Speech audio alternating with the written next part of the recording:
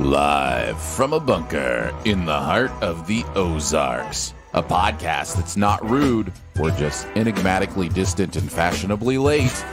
It's Sif Pop. Welcome to Sif Pop Weekly, streaming live most Saturday mornings, are available to download later in your podcast feed. Unless you're, of course, you're a patron. Patrons get perks. Patrons get those perks. I'm your host, Aaron Dicer, and each week we'll chat about movies, TV, and whatever else from the pop culture universe is on our minds. And please welcome our guest this week. He's Trouble with a capital T, and that rhymes with E, and that stands for Ian Whittington? Yeah, kind of. Sure, yeah, sure. okay, hello. Works, I'll allow it. It's a little weird, but I'll allow it. Ian, thank you for joining us today. Thank you for having me. In America. Ian has joined us in America. We're actually in the same room. We're in the room where it's happening. We are. I wish it, and so it is. And so it is. It's interesting. We find ourselves sometimes in places with this podcast where it's like, okay, going away for a little bit, going to take a little bit of a break. Do we just skip a week of the podcast, or do we find a way to talk about something? And I like the latter thing. Like, let's find a way to talk about something. This is one of two podcasts, Ian, that I think you and I will be doing just as a pair over the next month. The other one is awards weekend. You're going to the awards show, the Critics' Choice Awards with me. At least that's the plan. And so unless they don't let me on the plane, like, how does this plan not happen? Listen, you know what? I just always want to put it out there that things can change. Things happen. Once I died, and you know what? That's fair. That's absolutely fair. Occasionally, it's all about you. It is always all about me, and that, as long as we all remember that, we should be good. But yeah. So I like to, in those situations, go, okay, let's still try to put out some content this week. Do a good show. We're gonna do a full show today. We've got two things to review, but it's a little bit, interesting. Different. I think it's the first time we're ever reviewing a Broadway show. And so Which that's going to be, I love that. We both got a chance to see The Music Man with Hugh Jackman on Broadway. And so we're going to talk about it on the show. We're also going to talk about Cyrano because it finally comes out into theaters this week. I feel like we saw this movie 3 months ago. We did see this movie 3 months ago. When I saw it on the email, I was like, well, that's weird. Why is he doing films that have been out for a long time? Is there really nothing out at the minute? It's a weird awards so thing strange. Where it's just like screeners come and then it's like, oh, we're not releasing this movie until the end of February. Like, okay, all right, do what you're doing.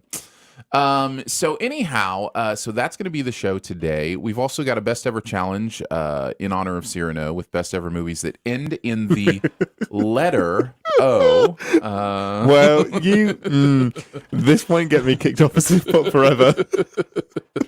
Ian has already warned me that he is going to take liberties with this category. And look, I only get one veto, so I'm going to have to use it well. By the way, Veto would be a great movie title. Veto that actually ends in the letter Is there O. a movie called Veto? Know. There really needs to be. There should be. I do want to clarify the wording. The best ever challenge is films that end. Where is it?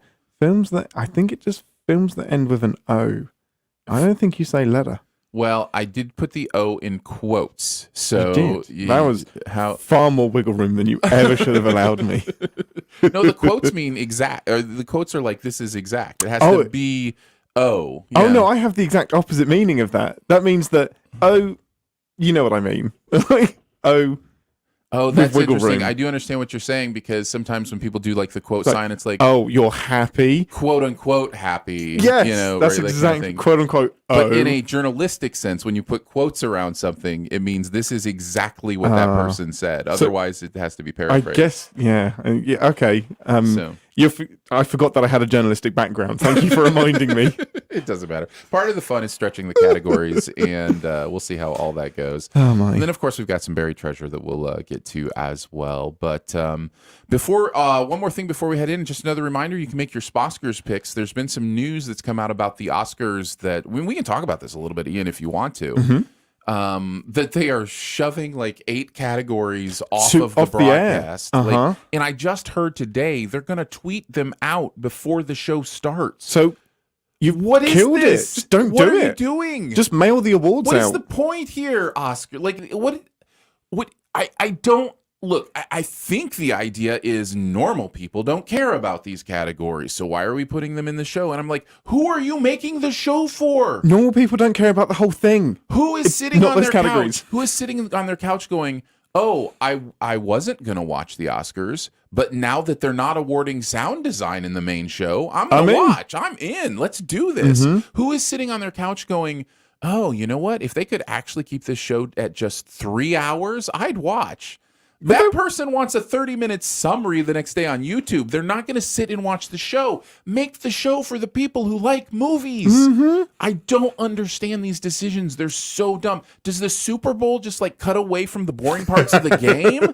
Well, there wouldn't be much left. But that's what I'm saying. That's the point, yeah. And do you know how many people who don't like football watch the Super Bowl because it's just what people go have a party and they watch it or whatever? And maybe they'll go play cards in the other room or have snacks or whatever and not really care about it. But it's on because it's football and somebody in their life loves football and the actual broadcast itself knows that it's about a football game. Like, that's the whole thing with the Oscars is just let it be about movies. Yeah. Let it be for people who love movies. And then people who love movies, they'll sit in the room occasionally too. But it's just like, oh, it just frustrates me so much. It's just the wrong direction. I think you've said everything I could possibly say about it. You're absolutely right. It's for the people who love movies. The only way you're going to popularize it and get everyone in seats is if you nominate the Avengers movies and you do all of that kind of stuff and Fast and the Furious, and that's not what the Oscars is about. But see, that mindset, I don't mind as much as stuff like this. Like, I don't mind there being a conversation about what makes a movie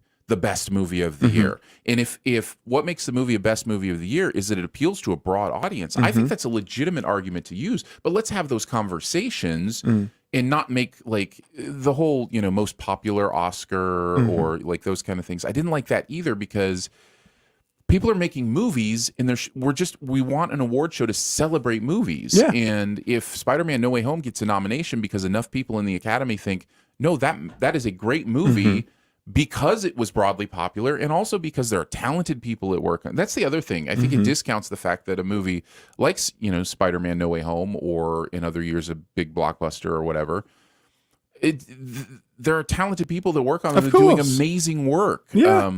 Willem Dafoe's work in Spider-Man No Way Home is incredible. Yes. Like, it's really good. So yeah, I don't mind that as much as this nonsense of let's make the award show more for the common man. And they just seem to be focusing on either A, dumbing it down, or B, simply the length. And it's like, people don't mind sitting through long things. Like, right.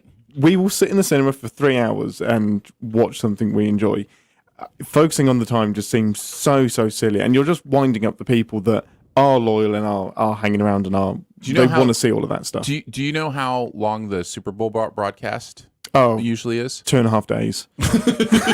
It's long. I know it's long. So, I mean, I don't know the exact answer. I haven't done the research, but generally, the actual Super Bowl broadcast, and there's a bunch of pre-show and that kind of stuff, but the actual Super Bowl broadcast is like a 4 to 5 hour, kind of thing.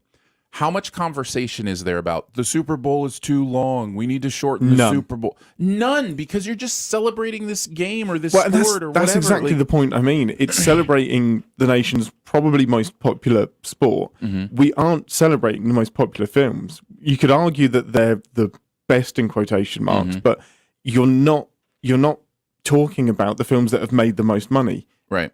Which means not the most amount of people went to see them. So your audience is already small to begin with, And you're ostracizing even more of them by not having these categories. You need to add to the Oscars, not take away. That's it. I make a 5 or 6 hour show. Yeah. Make more categories. Stick the Marvel stuff in the middle so people have to sit through the other bits. Do categories for genre. Do more like genre categories and be strict about what's included in them. Don't do category fraud so that we're voting for like, you know, Cyrano in, best comedy or whatever. You know what I mean? Like in that, and again, that's a funny movie, but that's not what the genre would be about. Free Guy would be nominated in best comedy and whatever. Yeah, stick Endgame in best adapted screenplay. But make it longer, add more categories, honor stunt performers, honor casting, honor voice work, honor digital performances, honor best first time movie, best debut from a director, honor MVP, who had the best year with the most project. Andrew Garfield would be up for that this year. Absolutely. You know what I mean? Or Lin-Manuel Miranda. He did everything. That's what I'm saying. Make an MVP award. Expand it out, do all these things, and just make it this big old Sunday celebration. Started at 2 p.m. or whatever. Maybe you're dealing with having people in the room, like to do a show in the room. So maybe have the broadcast be without, like a live audience there for a while as you're celebrating these things. But I don't know that people wouldn't want to go hang out. Just make it more fun. Yeah, it doesn't make it a stuffy thing that lasts as long as it does. Anyhow, I get a little passionate about this just because I just think they're killing the Oscars, and they think they're pushing it forward. Yeah, they really do. They should hire us, as is the case with most things. Indeed, you should hire us. Anyhow, that was a nice little bonus topic. That was great. For the that would have been great for the pre-show. In the members-only pre-show, we did talk about our favorite musicals. So if you do want to check that out, our Sif Pop members have access to that in your podcast feed. But I started all that to mention the Sposkers are coming. Yeah. If you are making your picks, I am going to move the deadline up a little bit just because I don't know when they're going to announce those awards. And I want to make sure that people have their picks in before any of the awards are known. So I am going to move the timing on that a little bit and just let you guys know what's going on there. So yes, go to sifpop.com, just click on the Sposkers, and it will take you to the choices for all the different awards. Get your picks in, and we'll go about that. I am trying to think about like the live show that we do. Like if they do tweet those out, do we just mark those down and we start, kind of knowing? It kind of ruins a little bit of the fun of those beginning few awards, right? Yeah, you're right, because somebody could get a massive lead going right into the show. It's just like, oh, they're 8 for 8 in the small categories. I think they might win. Like it could really, but we'll see. We'll see how it all works. We'll play with what other rules they give us. I also really feel if we're ready for another rant, maybe it'll just be an all rants show, all awards rant show. I also feel like there is a place for these other award ceremonies, including my own beloved CCAs, and I really mean beloved. I love being in the Critics' Choice Association. I think they do really good work. And more specifically, I think the people that I meet in CCA are all passionate film lovers who really watch everything, really, try to make good decisions on this stuff. But these award shows, even the CCAs, could do a better job at instead of trying to be the Oscars, trying to be better than the Oscars. And it's something I see that's kind of in this weird thing that's in the mindset of a lot of these award shows. We have to predict the Oscar awards. Like, people will love us because we are the closest to the ones that they award. Yeah. We're going to be a predictor, or we're going to give a show that's similar to the Oscars. And I just think there's a real opportunity right now to show the Oscars how it's done and to produce an award show that is fun and joyful and celebrates the year, add some of these cool new categories. That's the other thing. I think most of the categories should expand double the amount of nominees. Like, there's no reason there shouldn't be 10 acting nominees. Yeah, just to match the volume of films that are coming out. It's gone up so much. Especially as we get further and further away from gender mattering in these awards. At some point, it is just going to be Best Actor. It will. And it will include, without a doubt, everybody, It'll have to. It will have to. And at that point, you better have 10 nominees. Like, so it's interesting just to kind of think, why don't we, as these other award shows, do these things before the Oscars instead of waiting for the Oscars to do it, and then we'll follow suit. And it's just like, no, make the better show. Yeah. I'm not saying you could ever be as popular as the Oscars or as important to the culture as the Oscars. But I am saying that you could have a lot of fun, and people may find you, and people who love movies may enjoy watching your show. Yeah. I think the CCA should hire you. Wait. Wait. All right, let's get into the reviews for today. We're going to kick it off talking about Cyrano. Cyrano de Bergerac dazzles everyone with his ferocious wordplay and brilliant swordplay. Oh, it's wordplay itself. You got wordplay inside swordplay. Got it. Yeah. However, he's convinced his appearance renders him unworthy of the affections of the luminous Roxanne, a devoted friend who's in love with someone else. Cyrano. What did you think, Ian? Did you like it, love it, dislike it, hate it, or it was just okay? I liked it. Bam in the middle. Liked it. All right, straight liked it. I think that's about where I am as well. Maybe slightly on the low side of liked it. And the only reason I say that is I came away from it having enjoyed the experience. There were certainly many, many moments that I loved in it. But I didn't come away from it going, man, I can't wait to watch that again. You know, and there is something about that. So I do think that puts it on the especially lower with side musicals. Yes, because rewatchability factor on good musicals is high. Yeah. And just the fact that I didn't feel that with this does mean something. I'd probably go with the low side. I liked it. Why don't you kick us off? What are some of your thoughts on Cyrano? So we started watching this together a few months ago. Didn't realize that it was a musical until somebody ardently started singing and breaking the fourth wall. I was like, oh, it's a musical. It's a musical. That's fun. And I've got to say, I perked up a bit because I was like, oh, this was around my Tick Tick Boomer-sance when I was like, I'm going to give musicals a try. And you ought to give musicals a try. I want to go. I don't want to do this. And I love Peter Dinklage. I think he can do no wrong in movies, and I will watch pretty much anything he does. Yeah. But I had no idea this was like based on anything else. This was a film that had already been made, that it was based on a film called Roxanne. Totally ignorant of all of that. And where I come down is that I like the performances. I like the songs are enjoyable in the moment, but I couldn't tell you that I was humming them afterwards. Peter Dinklage for the first 2/3 is fantastic and just witty and wordy and very oh no, what's his name in Game of Thrones? Tyrion? Tyrion, thank you. It's almost very Tyrion. Brain, why are you failing? Where is it? I was like, he's not Tywin. That's the opposite of what he'd want to be called. That's close. But how great he is with words and how articulate he is, and usually the most intelligent person in the room. Really enjoyable to get a glimpse of that again. But the story itself just irritates me. It's such a bad story. It's so hard to get behind most of the people, most of the characters.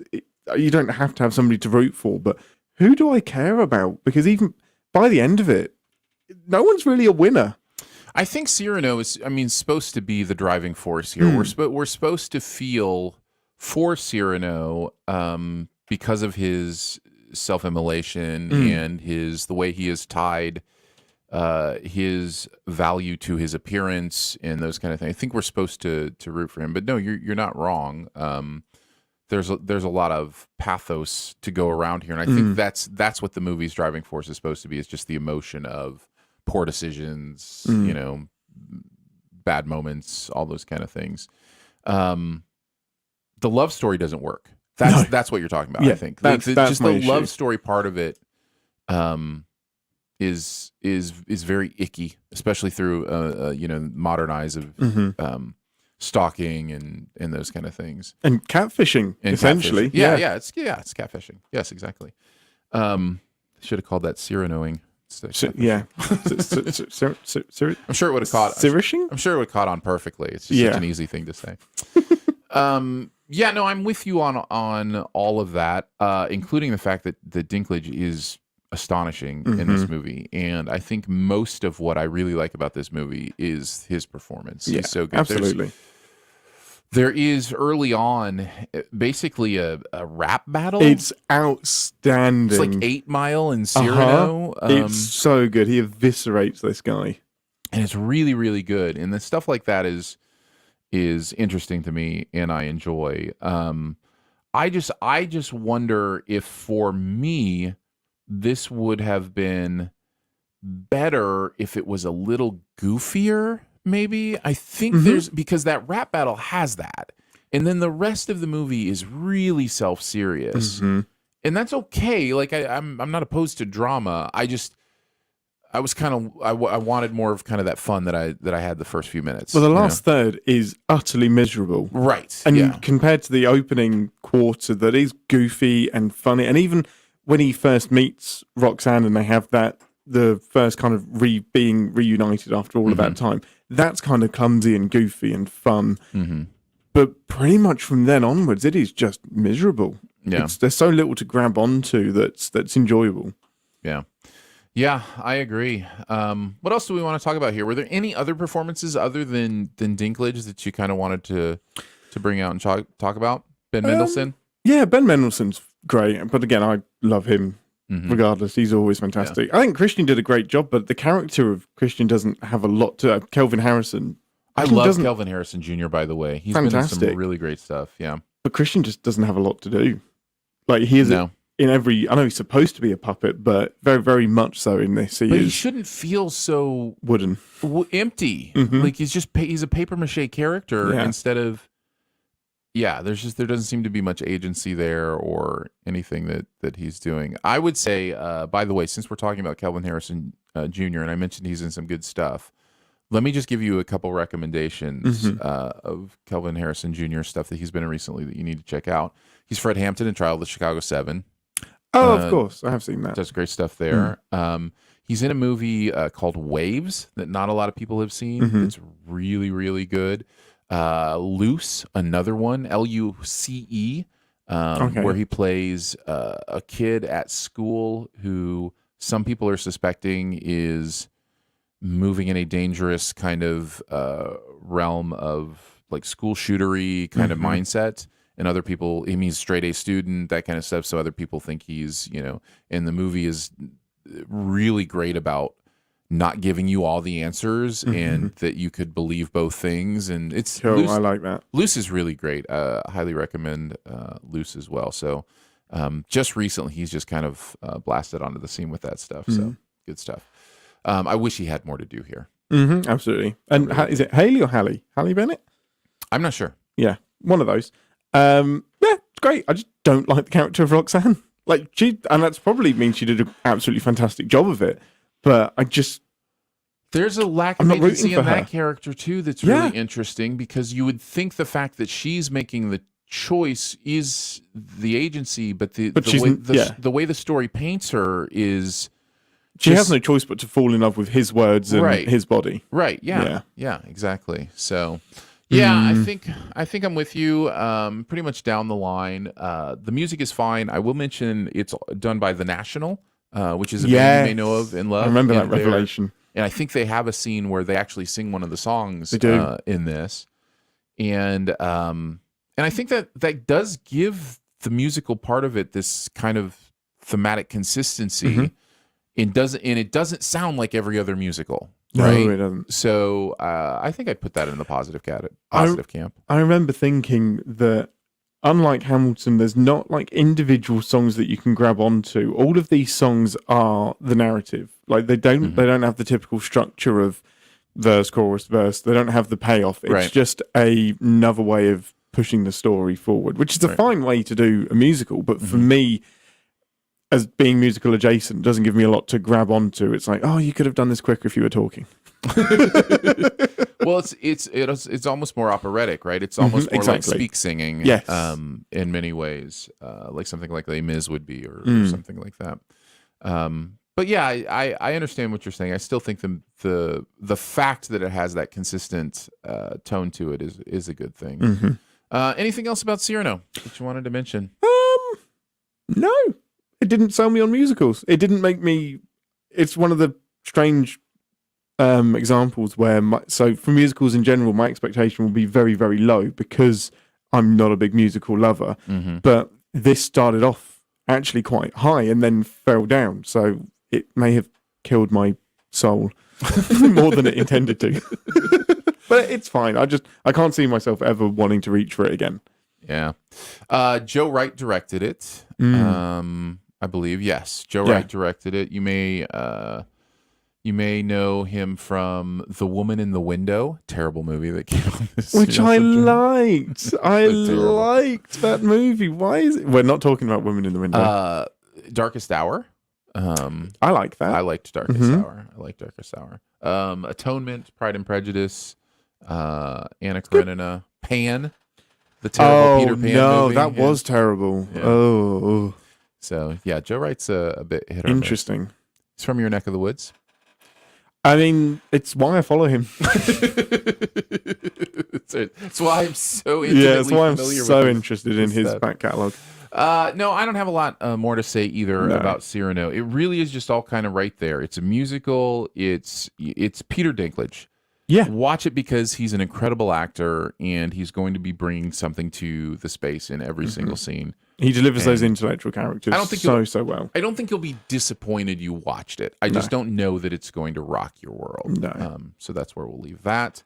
There we go. That's Cyrano. It is in theaters. A very mild recommend from us. I wouldn't drive 60 miles to find a theater that's showing it. No, I wouldn't fly 5,000 miles to sit in Aaron's basement and watch it, but I did.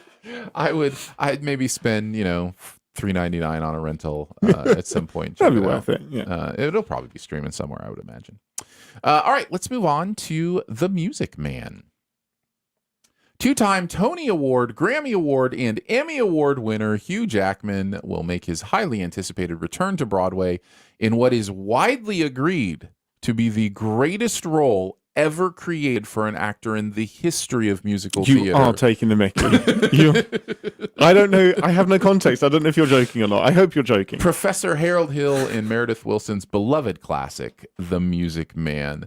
No, I think that is... I did not write that. Okay. I pulled that. So it's a really prestigious role for an actor to have. It is a very big role because, this because we went and saw it. Mm-hmm. It is absolutely a bravura type performance. Mm-hmm. Like you're in all the songs, you're doing all the dancing. Yeah. It is a big deal. So yeah, we were in New York for the week and got a chance to see Hugh Jackman on Broadway as the Music Man. Also caught Hamilton while we were there. Yeah, we did. Which Can we talk about Hamilton?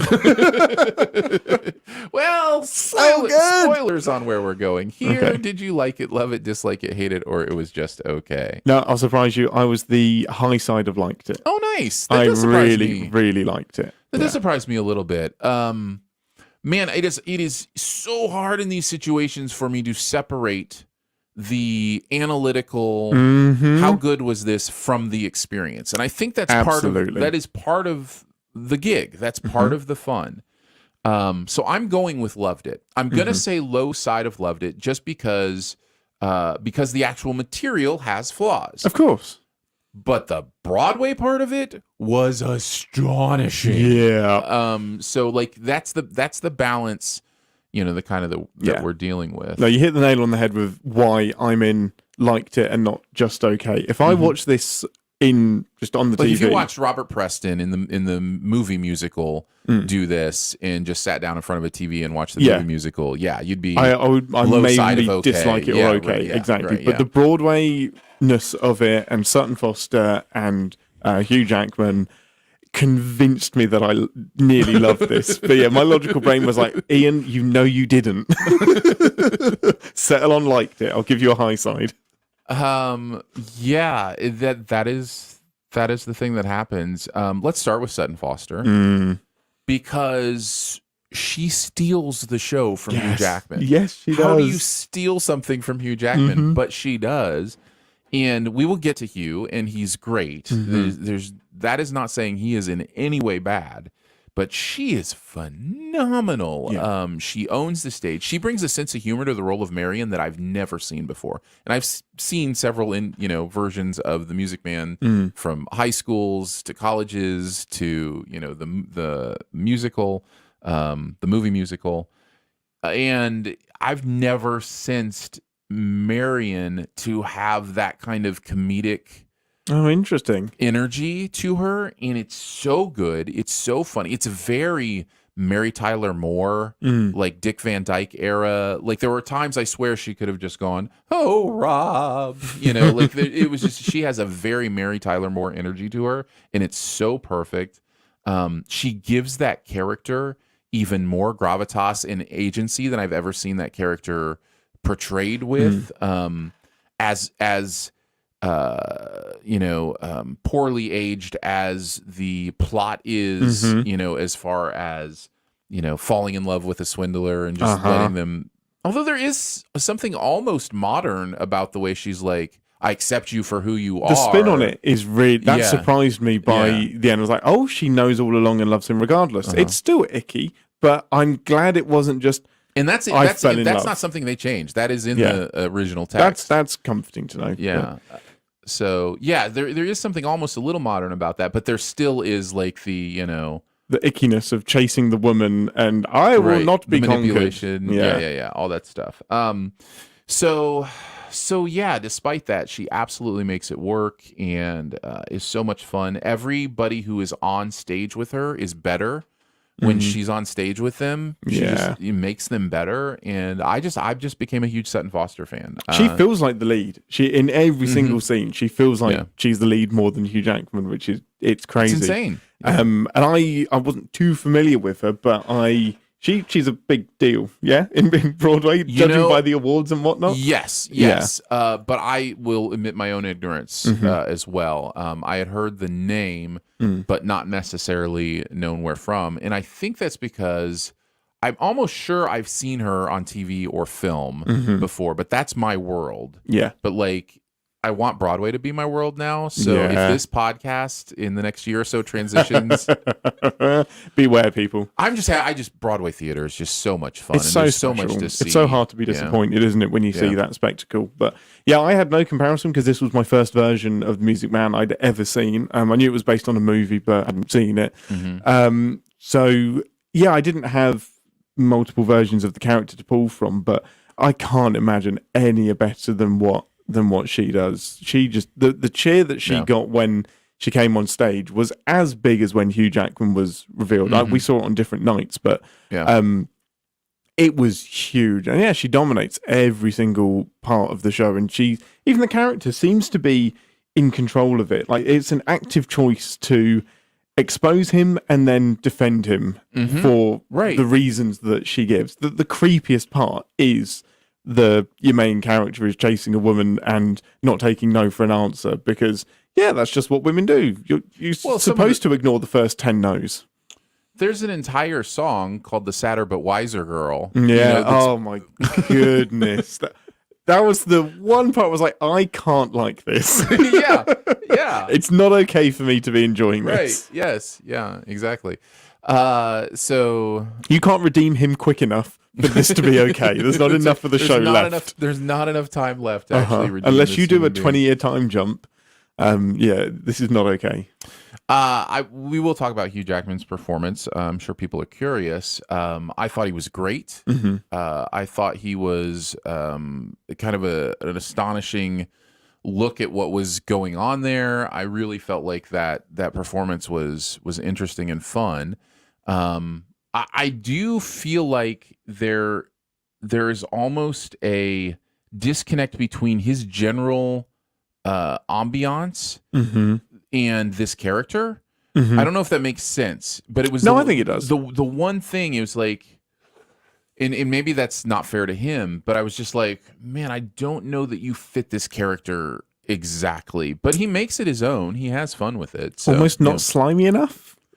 Too wholesome, too much of it. And maybe that's you're rooting for him straight away, because and this is probably partially the unfair curse of being so famous and then going on Broadway. I was watching Hugh Jackman more than the character, and it's so fun to watch him dance and sing and be almost Hugh Jackman playing in a sandbox in a playground, just having a great time. That it's quite tricky to critique the performance itself. Yeah, totally agree. So tell me how you felt about the songs, like aside from the message of the songs, like the actual just like the dancing, the choreography, like just the presentation of because this is a big musical. Like there are numbers in this where they sing the song and then they dance for 10 minutes. Yes. You know? I prefer the dancing to the singing. But that's the musical thing. Something about Wells Fargo. So there are some really fun songs that I remember, but I'm so bad for latching onto songs and remembering them after the fact, which is why Hamilton was so rare for me, because immediately there's like 4 or 5 songs that you're humming when you come out of there. But I had Danae next to me, and she recognized a lot of the songs without realizing that she recognized a lot of the songs. So it's obviously it's a big deal. I think I'd have to watch it a couple more times, but the choreography was astounding. Just the way they used the entire stage, how Hugh Jackman leads every single dance. I came out of it wondering why the con wasn't teaching people to dance instead of conning them into buying musical instruments, because he has that skill. He could give dance lessons without being a con man. Yeah. But yeah, it's fantastic. Yeah. Which songs do you remember and jump out for you? And the big one, the big like showstopper is usually Trouble in River City, you know, about the pool table and how he gathers the town around, and that's great. The very them. first one. Yeah, that's awesome. That's the showstopper. But then you've got like Shapoopy, and that was just a bit dumb. It is a bit dumb. But I do like the what's the really emotional one that she sings about the mountains and love was there all along, that he does a return to later. I enjoyed that. I just can't remember what it is. Yeah. And there's that moment where they're singing lines from 2 different songs and then they switch. Oh man, she starts singing about the trombones. It's so, I don't know if it's a fourth wall break, but it feels like it. I don't know if you're talking about Good Night My Someone, but yes, I think that's it. Yeah. But no, it's put the ickiness to one side. It's good. It's always coming back to, they shouldn't love each other. Well, but there's also this thing in a song like that where it's like, and I get the romanticization of this, but there is that element of, you know, that someone is out there for me, even if I don't have a name for it. It's like this thing that pop culture has put on, this idea of coupling up and this idea of there's lots of someones. It's not just one of them you're hoping to stumble across. Well, and it's also there could be any number. And God forbid you be single. Yeah. You know, maybe for your entire life. Exactly. You could just be a happy librarian. Right. Yeah. So there is that element of it too, where it's just like, oh, okay. But I mean, I also get that is something that, you know, certainly dominated the idea of what it means to be human for a long, long time. Any other thoughts on the Broadway musical version of Music Man? There's lots to say, but yeah, let's talk about You Crushing My Dreams. Oh yes, let's talk about that. Yeah, this is an interesting experience. Why don't you kind of set the stage for what's happening here? So we watched it on different nights because of just some important family thing happened to Aaron, a wedding or something. Yeah, it meant he'd rather do that than spend time with us. Right or wrongly, fair. Yeah, but so we watched it the night before, and there was by far and away the funniest, biggest laugh, biggest round of applause that there was the entire night was towards like kind of the opening of the second part after the intermission. Sutton Foster pushes Hugh Jackman away, and it is such a hard push. He nearly hits the deck. He recovers and then does this sort of kind of dance and wiggle thing and kind of shimmies back over to her. And mid-line, she stops and just breaks down, and she covers her face, and they stop for like 3 minutes, and they can't continue, and eventually they stumble through the rest of the lines, and Hugh Jackman's like, "You okay?" And they deliver these really sincere lines, but through like laughter, and they're just completely broken. And we all looked at each other and were like, "Oh, that was great. They messed it up." And only after the fact did we think, maybe was it staged? No, because you don't stage something like that. Because it was genuine. It seemed so great. There's no way they could be acting until Aaron. So we asked Aaron ahead of time. We didn't preload it. We just said, no. When do you let us know if you had the same character break? And of course. Yeah, I bore the bad news. That is absolutely Yeah. planned. That is a planned break. I don't know I don't know if there's a technical term for this on Broadway or on stage, but Disappointing. I think there's a beautiful philosophical conversation to have here. But before we get there, this is something that is done occasionally, is the idea of, and of course the psychology of it is you give your audience something they feel is their own, and so they're invested in it in an even deeper way. Like it becomes like, And it worked. it It becomes absolutely funnier, worked. it becomes more amazing. Yeah. And then the 1-2 punch of that, especially in the scene where they do this here, is it leads into a serious moment in between them where a real fulcrum of the plot is happening as he is understanding he may actually love her. And that's right after this. And so what it does is it takes that, oh, we're all family now, we're all laughing together now, this is our experience, and then straight into something serious. And it makes that serious turn even more like chill bumps, you know, kind of thing, because it's like, oh yeah, It is. I'm with you. And it's perfectly executed, it's perfectly planned, and it happened the exact same way in my show 2 nights later. Unbelievable. It just, and it works because statistically what happened to us isn't going to happen. Like the majority of the audience will be one and done and not see it again. I would love to interview them about this and kind of see how this came about. My guess is it may have happened naturally the first time and they liked how it felt. It may have been planned from the beginning because of how much it makes sense with that scene. I wouldn't be surprised about that either. I can see Hugh Jackman suggesting it and saying, I would like to do this to make it my previews own. or whatever. Yes, absolutely. And my guess is in that moment, however it happened, the moment now is, you try to push me down as hard as you can. Let's see if you can get me. So there is a little bit element of there that it might be a little different. You know, maybe one night she actually maybe he knocks does fall him to down. the ground or whatever, you know. That's my guess, is that's the fun for them in that moment, is he has told her, you give it to, like, you try to knock me to the ground and I'll do my best to stay up, and then I'll, you know, goof around a little bit and we'll break. It's so well done because he's almost like, are you okay? Like, can we carry on? And because she is so professional and is just Broadway, and he's Hugh Jackman, you kind of believe that it's almost a relief for her to do something less serious. But yeah, I mean, they fooled me. Fine, whatever. Still enjoyable. I told you this when we started talking about it. It is weird for me because I totally understand the human psychology of your feeling disappointed, of you feeling like, you know, I want it to be mine. Something was taken away from me. I don't have that feeling. Maybe it's because I'm on the other side of it, and I was kind of looking for something. You guys had said so they broke or something. Maybe that's it, but I also have had to deliver speeches or presentations or whatever to different groups and have landed things that felt improvisational or in the moment, and done it time after time, and had to do it in a way that it felt in the moment and improvisational each time. And that's just, you know, I mean, it's just good storytelling. It's just good performance. Oh, it must be immensely satisfying for them, because it's like, you mugs, you all think that this is faked. And no, they wouldn't be thinking of it that way. Maybe a couple of the shows. They're giving you a great time. Yeah. And I think what I compared it to was, it's not an exact analogy, but a fantastic one shot that you find out has cuts in it that are so well done you can enjoy it as a one shot, but a little bit of the technical magic is gone. And this is probably the reverse, because technically it is kind of the reverse. It's technically bad. It's a bad thing, but it made it better. Yeah. Well, so technically it's even more challenging to pull that off than it would be just than to just let the scene play on. Exactly. Right. Yeah. Fair. Yeah. Fine.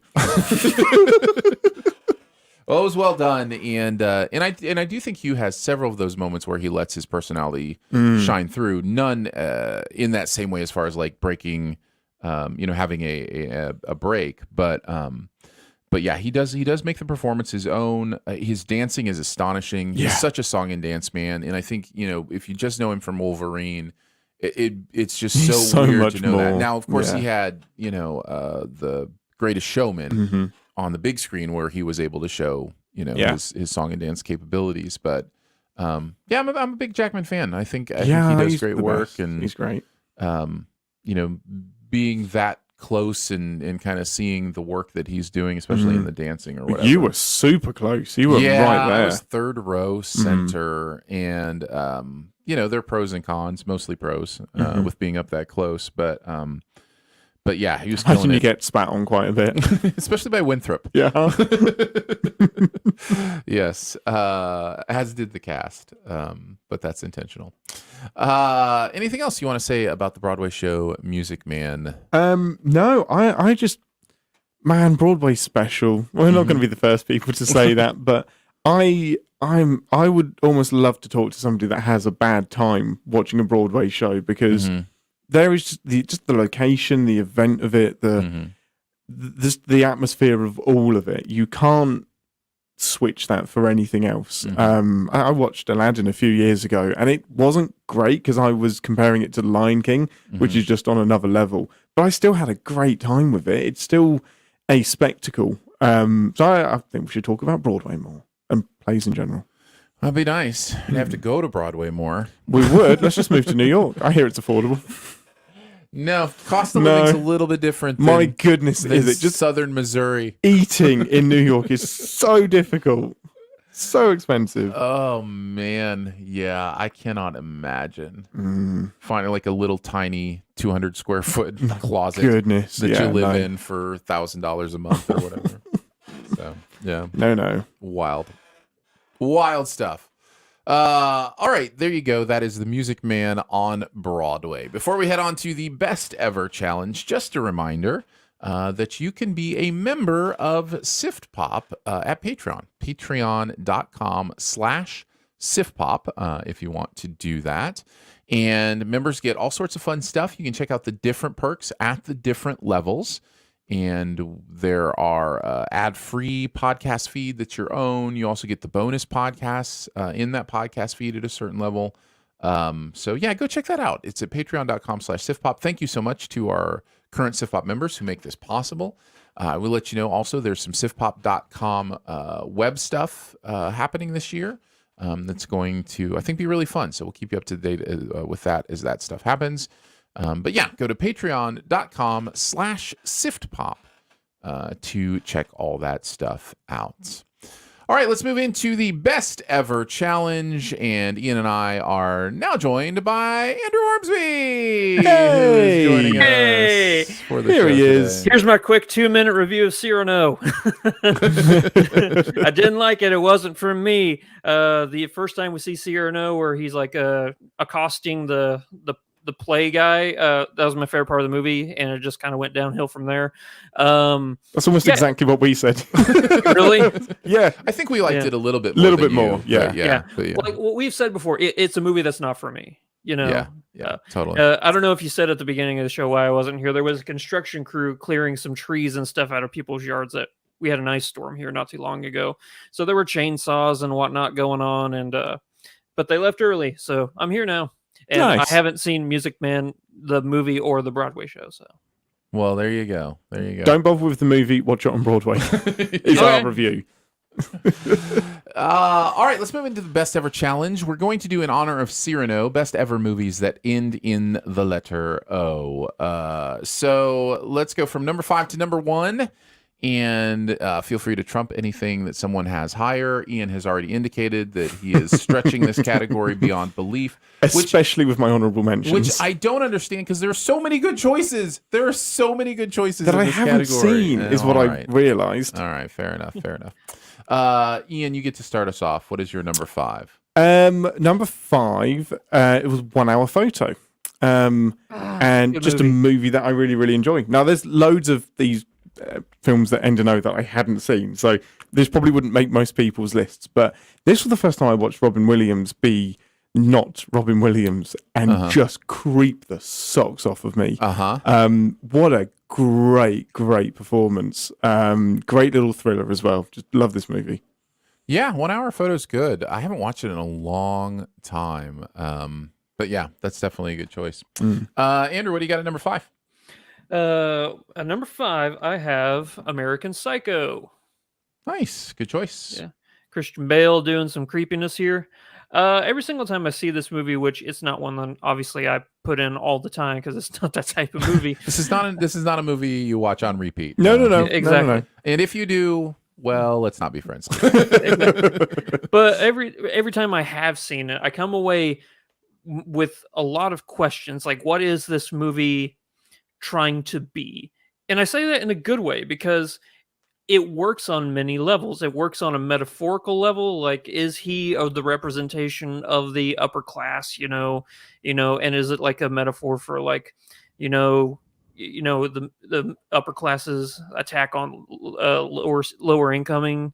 Is it just literally about a psycho? Is it about so many things? And I think that a movie like this, which is still captivating on its own, yet has possibly so many things to say, is really, really well done. I should read the book because apparently people say the book is a lot different than the movie. Yeah.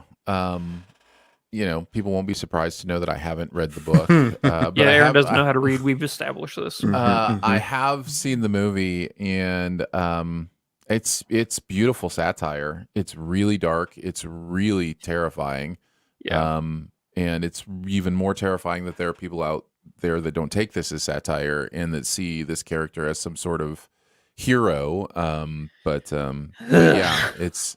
I've never met a single person who walks away going, I think Patrick Bateman is a really stand-up fella. Never met one of those people. Yeah. Don't wish to. My number 5 is That Thing You Do. Comes in at my number 5. It is the only entry into my top 5 that isn't one of 2 themes. So I won't give those away yet. But I think I can guess what the themes are. There are 2 themes to my list today. And this is the only movie that doesn't fit those 2 themes. Nice. So yeah, The Thing You Do is great. Tom Hanks is so fun. This has one of the best ever fake songs within a movie that feels like an absolute real song. So yeah, I love this movie. Pretty sure it's a real song after the movie now. Well, after the movie, yes, it became a real song once they wrote the song. My brain hurts. But it feels like there are plenty of movies, TV shows, whatever, that are like, this is a hit song. You're like, that would never be a hit song. Yeah, exactly. You listen to this song, you're like, oh yeah, that would be a hit song. And then strangely enough, it became an actual hit song. So, Who knew that? It's weird how that works. But yeah, I really like That Thing You Do. So good pick. One to check out. That's my number 5. Number 4's Ian. What do you got? I have Encanto, which is a nice recent pick to slip in. Yeah, I didn't like it the first time I watched it. Rewatched it a few times, and I really, really like it now. The story that I thought was a bit too basic is kind of perfect for the message that they want to send out. I got really hooked up on the fact that Mirabelle doesn't have a power at the end, and I know I shouldn't. That's kind of one of the beautiful things about the movie, though. I think, yeah. No, I totally agree, and it is. And the songs have grown on me. Now, this is a musical. This is a musical. It's a musical. It's where the songs have just absolutely grown on me. The Louisa song is Louisa? Yeah, the one that's really strong. Yeah, so powerful. So powerful. It has such a message to everybody that's under that kind of pressure. That's the tick, tick, tick, tick. Yeah. Carrying the weight of the world. Oh, yeah. So drip, good. Drip, drip. Yeah. Mm-hmm. And the fact that she's the only one actually doing any legwork for the entire village. Everyone else is just popping out plants and shape-shifting. But it's just it's really fun. And I would recommend giving it a rewatch if you were like me and did not like it. In general, if you're popping out plants, probably should get that checked out. You should. Yeah, that's wise. Especially cactus. Yes, especially. You'll know about it. Let's see. Andrew, what's your number 4? Number 4, this is Apocalypto. Yeah, I have that in my honorable mentions. Same here. What a crazy movie. Oh my goodness. Unique, isn't it? It's unique. And would you consider this a foreign language film, even though it was pretty much made like here, not in the US? Interesting. Yeah, it's a foreign language film. I mean, if you're going just by the definition of, it's in a foreign language. It's in a foreign language. Yeah. Directed by Mel Gibson. And if there's one thing that Mel Gibson, for all of his faults, I guess you could say, the man has a visual eye. And whenever it comes to violence, he can do it in a way to where it is still, atrocious and horrifying to look at, but it's not gratuitous and unnecessary. All of the violence in his movies, I feel, serves a purpose to, hit home a sense of reality. Like if you look at like the second half of Hacksaw Ridge, that's when like you realize, oh yeah, I forgot we were in a Mel Gibson movie for a second, because everything was happy-go-lucky with Andrew Garfield in boot camp. And then of course Braveheart. I think this movie is so fascinating because it's such an intimate story in a completely foreign environment. Normally, whenever you have a movie like this, where it's like where the majority of your audience is totally unfamiliar with like the area or the culture or anything like that, filmmakers have a tendency to try and world build, to like expand everything. But I think that Apocalypto is just very intimate and confined. Like you see the Mayan, it was Mayan, it wasn't Aztecian, I can't remember, I think it was Mayan, but you see these you see like the temples and the pyramids and everything that they've built, but they don't spend a lot of time. Like it's just there. It's all about I forget his name. I think it was Panther was his name or something like that. The main character, but everybody in this movie, I can't believe none of these people went on to star in like major motion pictures, because everybody was stellar in this movie. Yeah. Absolutely stellar. No, I really like Apocalypto. I think it says some really important things about humanity. And I think you're right about the violence thing. I think what it is there's a real intent to show violence for how visceral it really is. Literally viscera, literally visceral. And it doesn't do it to be, in my opinion, and maybe some would disagree, I don't think it does it to be titillating. I don't think it does it, for some sort of, shock reaction. It does it because that's what that would actually look like. This is a real world. And I think it grounds the movie in some interesting ways. I just think it's an incredible story too. So yeah, it's a rare bird, Apocalypto. Yeah, sure. it's crazy that a movie like this can have the same amount of like violence and, like you said, viscera as a movie like Hostel. Mm-hmm. But Hostel is torture porn, whereas this is a historical look on what might have actually gone down. Mm-hmm. Yeah. All right. So my number 4 begins the thematic category of Hitchcock movies with Psycho in at my number 4. The thing about Psycho that a lot of people forget, because it's certainly looked at as a classic and people kind of know what it is that when this movie came out, it absolutely changed movies. Because Hitchcock did a thing with, casting a star that is kill off like within the first 20 minutes of the movie. Spoilers. Blew people's minds. The way he used sound in this movie is so different.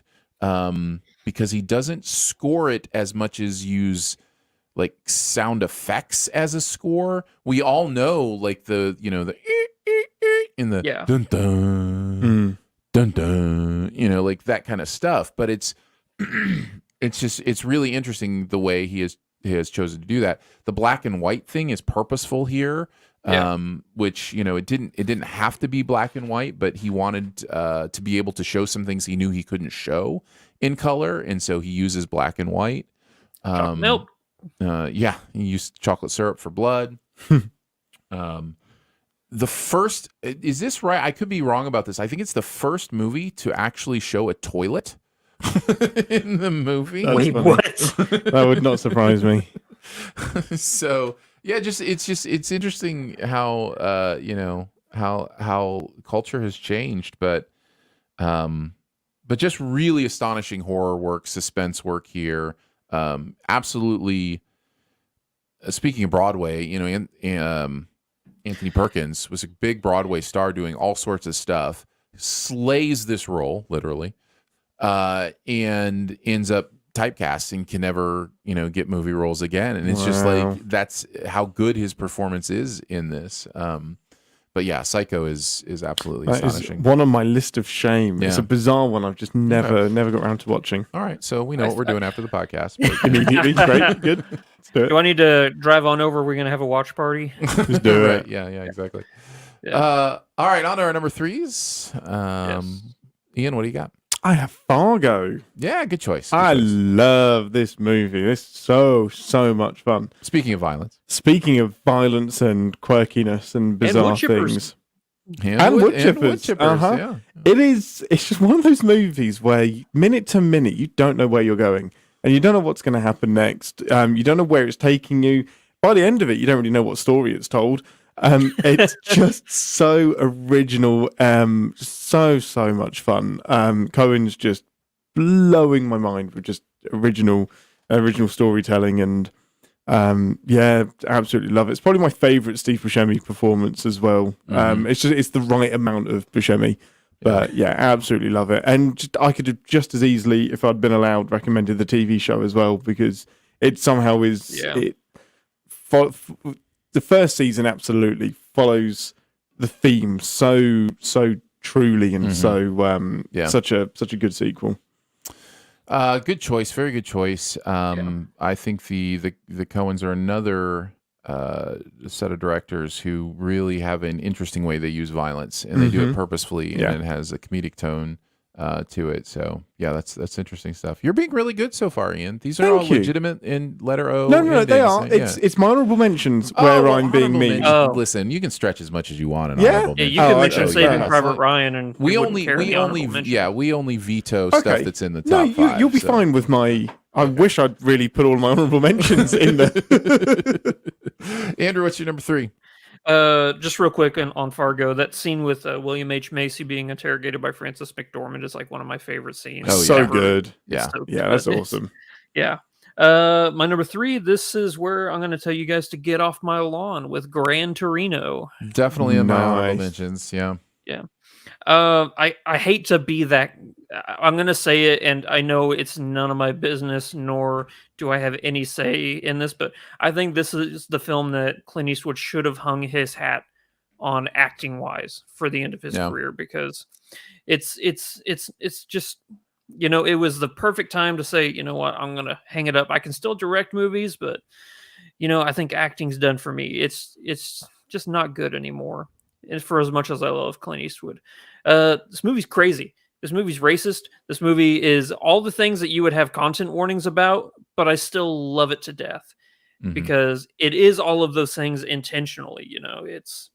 There's a purpose to it. So it's just a man from a bygone era trying to survive in a new world that's been thrust upon him. And great story, great acting from Clint Eastwood. Not so much everybody else, but good movie. What's the other Get Off My Lawn film that he did where he hasn't got superpowers? He's just a what was it? Don't think Clint Eastwood's ever been a superhero. No, but he's in Gran Torino. He's basically like way more. He gets away with a lot more than he should. In Cry Macho, he beats the crap out of like some gangsters, and I'm like, yeah, you're 95 years old. How are you taking on some 20-year-olds? Yeah, Are you talking about his threesome in the mule? Is his superpower? No, that was pretty. Well, that was there pretty is that as superpower. well. Two. Yikes. He had 2 threesomes in that movie. My That's right. goodness. Yes. Let me direct myself into 2 threesomes as a 90-year-old. Yeah. No, there's one where he's just a resident somewhere, and some kids are pushing him around, and he's trying to defend the neighborhood. Are you sure you're not thinking of Gran I Torino? might just be thinking of Gran Torino. I'm sorry. Yeah, I may well be. Yeah. I like that movie. Yeah. It's fun. my number All three. right. My number 3 is the other theme for me this week, and that is Coco in the Pixar theme. Coco is one of those Pixar movies that I think, when all is said and done, will be looked at as top tier Pixar. I think it came out at a time when people were ready to kind of be done with Pixar and just kind of like on a public consciousness level of, okay, the good days are gone, kind of thing. I guess they'll just be making movies. But this is so solid. The emotion is so incredible. Remember You is one of the most powerful moments I've ever seen in a movie theater when he sings to his grandma. Yeah, this is just a powerful, powerful movie, and I really enjoy it. It's also gorgeous and beautiful and funny and amazing. Yeah. So yeah, good stuff. And another one I have not seen. There you go. I think we're going to have an afternoon, aren't we? Wow. Yeah. Yep, could happen. Could happen. Number All twos. Number twos. Yeah, what do you got, Ian? Me, I have got. This is where I'll just sit down Finding Nemo. I might trump On that. to you. Yeah. On to you, Andrew. Yeah, Andrew, what's your number two? Well, I think we know what Aaron and I's number one is now. Yeah. My number two is Memento. Trump! Oh, cool. Nice. Very cool. Aaron, what you got? My Hitchcock theme comes in at number two. Vertigo Nice. is my number two. I think Not I just North need by to watch Northwesto. a lot of. I should finally do that Hitchcock marathon. We're gonna I've have been to, 'cause threatening. So I'm wondering yeah. if I've seen any Hitchcock films. Yeah, We'll the find one out. with Clint Eastwood where the kids are pushing him around. That's the one. I've That's seen the one. that, That's the one. definitely. Yep. Yeah. Just an incredible look at paranoia, at the idea of denial, and there's so much going on thematically here that it's easy to forget how gorgeous this movie is and how incredible the performances are. Jimmy Stewart's probably, in my opinion, his most nuanced role, in his widest role that he ever played. He's playing outside of type here. This is not somebody at the end of the day that you're going to come away from this movie thinking, oh, I like that guy. Let's hang out with that guy. This is also Hitchcock dealing with a lot of his own demons too, because there's meta-contextually a lot of stuff here about this character dressing up women, to look like his ideal, that, Hitchcock himself has admitted, and many historians have dug into how that's what it was like for him with actresses, that he was always, trying to dress them up to look like his ideal, and, and was not very nice to them at all. And so it's interesting that I wonder how much of that was textual for Hitchcock in this movie and how much was subconscious. But there's definitely some metatextual stuff in here as well that's really, really interesting. The soundtrack is one of the greatest ever. Just absolutely genius level stuff all around in Vertigo. So that is my number two. Number ones. Yeah. No so surprises. This is where I'll have Memento. Nice. Yeah. I love this movie. Only watched it for the first time early last year. Yeah, I was watching through everything Nolan did, including Following, which is weird. But yeah, Memento is so good. Probably, man, one of the most unique ways to tell a story I've ever seen. Until the next Nolan movie. Until the next Nolan movie comes out, and then until the next Nolan movie comes out. Yeah, absolutely. Almost impossible to follow the first time round, and Nolan doesn't really apologize for that. And that is also the theme of the next movies, yeah. But it's great. It's so clever. It's beautifully put together. It is understandable. It just may take a couple of runs through. Not Guy Ritchie. No, it's Guy it's Pearce. definitely not Guy Pearce. Absolutely brilliant. It'd be interesting to see a Guy Ritchie. Yeah, I think he could probably not pull it off. Possibly. Well, he kind of has the if just a lack of British, like super thick, British accents. It's the perfect Guy Ritchie movie. Yeah, that'll do it. Yeah. No, I'm right there with you. I love Memento. It's such a great movie. This was actually the first Nolan movie I think I ever saw. I think it was. I may have seen Insomnia before, but I don't think so. I think I saw this one first. Insomnia's a weird one. It's a very weird one. Speaking of another Robin Williams serious role, Yeah. So, but yeah, I'm right there with you. I love Love Memento. So, Aaron, Yeah. you and I, we got the same number one. We do. It is Finding Nemo. Yeah. I talked about this movie many times. It is one of my favorite movies of all time. Yep, my favorite Uh, Pixar movie. Yeah, and I think rightfully so. It's just so full of joy and amazing characters. The story is so propulsive and full and adventurous, and somehow manages to keep its B plot up front and also interesting and fun, and has its own set of amazing characters. This is just great storytelling, just pure and simple, just incredible storytelling, and then you've got like all-time performances from like Ellen DeGeneres and Albert Brooks. Although it's calling it Albert Brooks' all-time performer, I know he has some spectacular performances, but it's just he's so perfect for this character. So you think you can do these things, but you just can't, Nemo. Yeah. I've recently I make the same face Ian every single time. I've recently started saying that to one of my children, but reversing it and just saying, "You think you can't do these things, Nemo, but you can." Oh, that's great.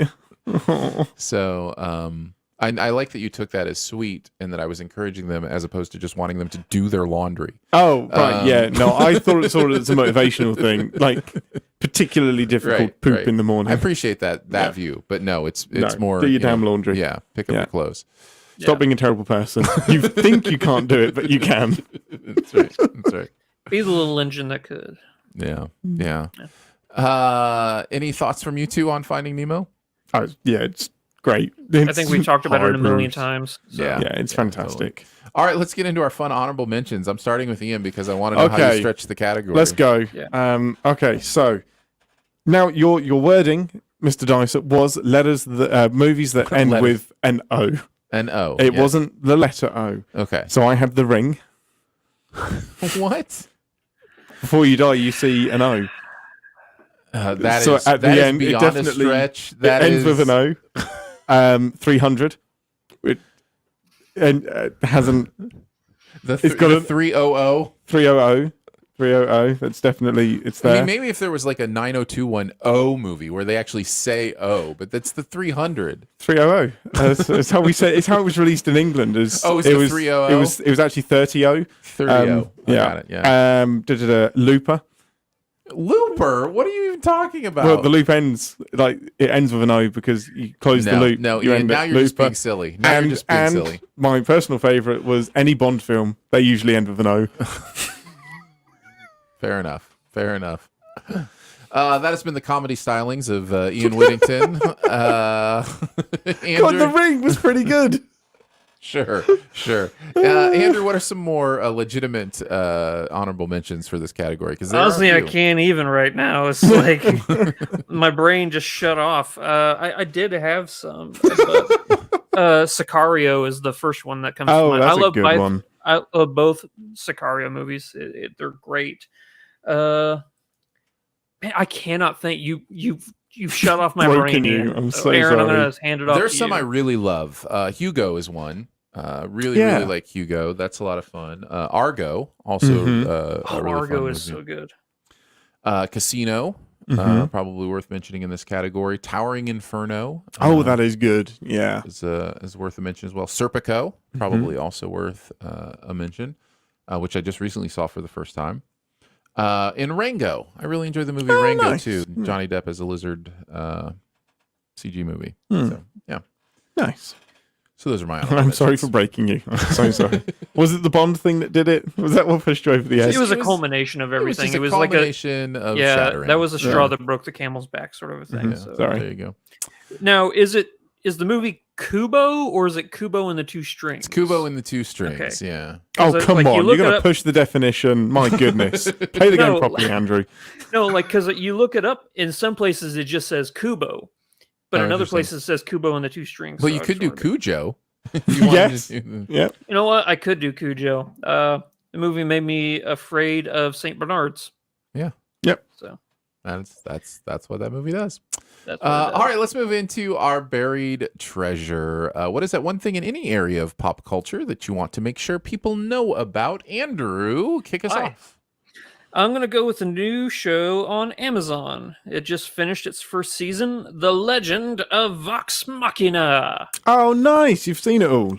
Yep, seen it all. I'm a huge fan of Critical Role. As you guys know, Nice. I play a lot of D&D, and people at Critical Role finally were able to animate, their stories from playing D&D into an actual show, and it's amazing. It is so funny. These characters that you've heard, just the voice acting for years and years, finally seeing them animated and stuff just brings a whole new level of like excitement and just fun. The show's hilarious. The stories are stellar as ever. I absolutely love it.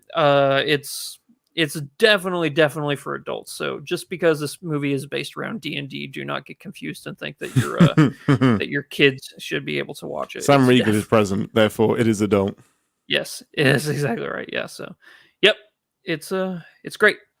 Very nice. Legend of Vox Machina on Amazon Prime. Yep. A little bit of a weird recommendation for me for my buried treasure. I'm going to go with a place. And pop culture is maybe stretching the definition of pop culture, but I think at one point almost everything in here was popular culture. I'm going to talk about going to the Met in New York City. Okay, cool. And the reason I want to talk about it is because I knew it was a museum. I knew it was a great museum.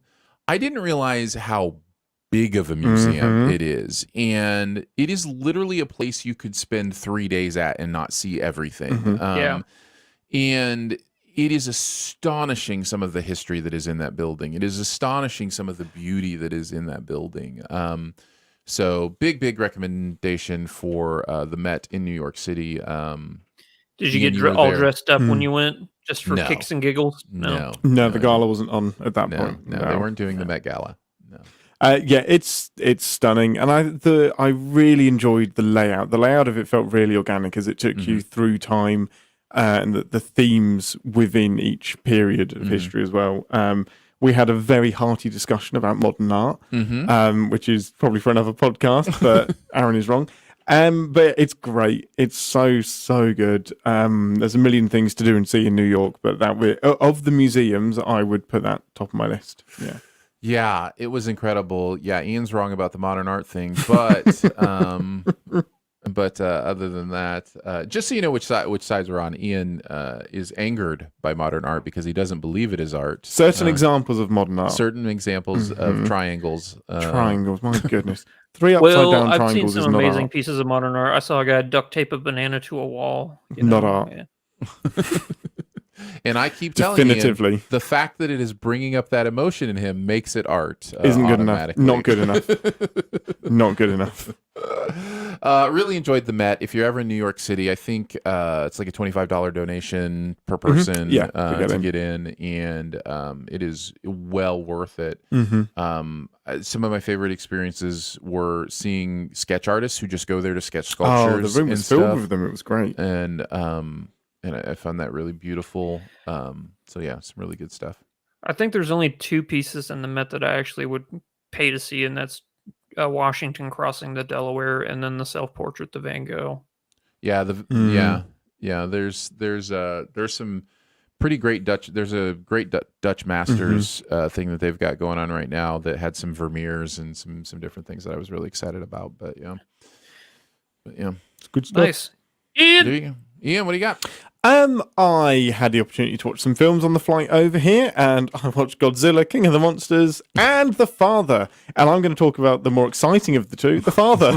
The Father. Really, I wanted to watch this when it came out. It's right up my alley. I am a sucker for films about mental health and Alzheimer's and dementia and that end of the spectrum, because I know they'll kill me, and I know that they will make me feel things, but in a almost, man, I don't know why heartwarming is coming to mind. I think it's the care. I think it's that you have to have such grace and forgiveness for what they're going through and just the toll that it takes on the whole family, and how the people that this person that doesn't recognize you anymore, and is just falling apart. You still have to be there for them, even if they say the most hideous, disgusting things to you. And it's finding that balance of entertaining them when you want to snap them back into reality and convince them that everything is in their head, and they somehow you feel like you can convince them into returning to normal, in quotation marks. Yeah, the movie does it beautifully. It did such a great job. Not something to watch on a plane filled with people. I was about to say, are you okay? I'm like, I'll be fine. I'm okay. But yeah, brilliantly done. Anthony Hopkins is just an all-timer. Yeah. He's just fantastic. And as much as we all love Chadwick Boseman, one of the whole shenanigans the Oscars did last year with trying to put that award last and everything, I really think took away from just the achievement of Hopkins' performance there. It's it's worth honoring. Fantastic. Yeah. Olivia Colman is unsurprisingly fantastic because she's Wait, great in what? pretty much everything. Huh? She's good. She's good. Me? What a surprise! Huh? Yeah. What? Who is this lady? But yeah, he just stole it from me. I couldn't stop watching him, and that final scene in the care home, my goodness, I don't know how he got through it. Yeah. Yeah, it's a great film. Not for the faint of heart. What a Great choice. brutal movie to watch on a plane. Well, honestly, after King of the Monsters, it was a relief. Hey, it's like you want to fight or something. You're in my town now, son. Bring I'll it. find you. Bring it. I'll find you. Well, there you go. That's The Father. It is streaming on Stars. You can also rent or buy it in most digital platforms. The Met is a museum in New York City, and the legend New York City is a city in America. the Legend of Vox Machina is available on Amazon Prime. How much did you say a ticket to Met is? About For 25 a day pass? Yeah, about $25. 50 if you buy the tickets on the wrong day and have to buy it twice. Yeah. Yes. Well, okay. That is correct. All right. Well, we did it, guys. Woo! We managed to do a podcast. Congratulations to everybody involved. We didn't even have to sing too much, Ian, for you. So. I can't think of any songs. One day. Very nice. Thank you so much Wait, for joining. Are you just singing Modest Yahoo? I don't know. I think I was doing Les Mis. Is it one day or is it someday? Someday, yeah. Someday. I think One Day is the Modest Yahoo and the Akon song. Oh my. Okay, nope, that's not what I was going for. Yeah. This is great. Well, either way, congratulations on this being a musical episode now. Thank you so much for joining us today for Sif Pop. It is part of the Studio DNA Podcast Network. You can find out more about other shows on the network at studiodna.media or by searching Studio DNA in your podcast player. Huge thanks to Andrew for hanging out with us today. Partly, but thank you, buddy. You're welcome. Big thanks to producer Phil for producing the audio and video show. Thanks, Phil. And thank you to Ian Whittington for being present, traveling thousands and thousands of kilometers just for this show. Mm-hmm. Yeah. Anything you want to let people know about? Where do you want to send people? I forget this every time. I don't know. So yeah, An Englishman and an Irishman is on hiatus at the minute, but there is a 90 episode back catalogue that you can listen to. If you would like to hear me talk about Captain's gosh dang it. If you would like to hear me talk about Star Trek with Danae Hughes, we have a podcast called Captain's Pod that is also on hiatus but coming back in a few weeks. So yeah, there's lots of places you can hear me talk about things. So basically, Ian has destroyed and killed all of his podcasts. Yeah, anything vaguely successful, I'm just not doing anymore. Appreciate you being on. It is always good to have you on. If you want to support what goes on here, you can do that at the Patreon. Become a member of Sif Pop at patreon.com/SifPop. Starts at $3 a month. You can check out all the perks, including bonus episodes, ad-free episodes, monthly video hangouts, all sorts of fun stuff. Find out all the info at patreon.com/SifPop. Really appreciate those who have become members. That's really awesome. Thank you for doing that. Lots of ways to connect with us. Feel free to comment or rate or leave a review at Apple Podcasts, or you can email us feedback@sifpop.com. And finally, if you're having a good time, your movie-loving friends will probably like the show too. So make sure you let them know about it, and that listening is much easier than not getting spat on while Winthrop sings. We'll be back next week with The Batman. Yeah. And some more stuff. So we'll see you then.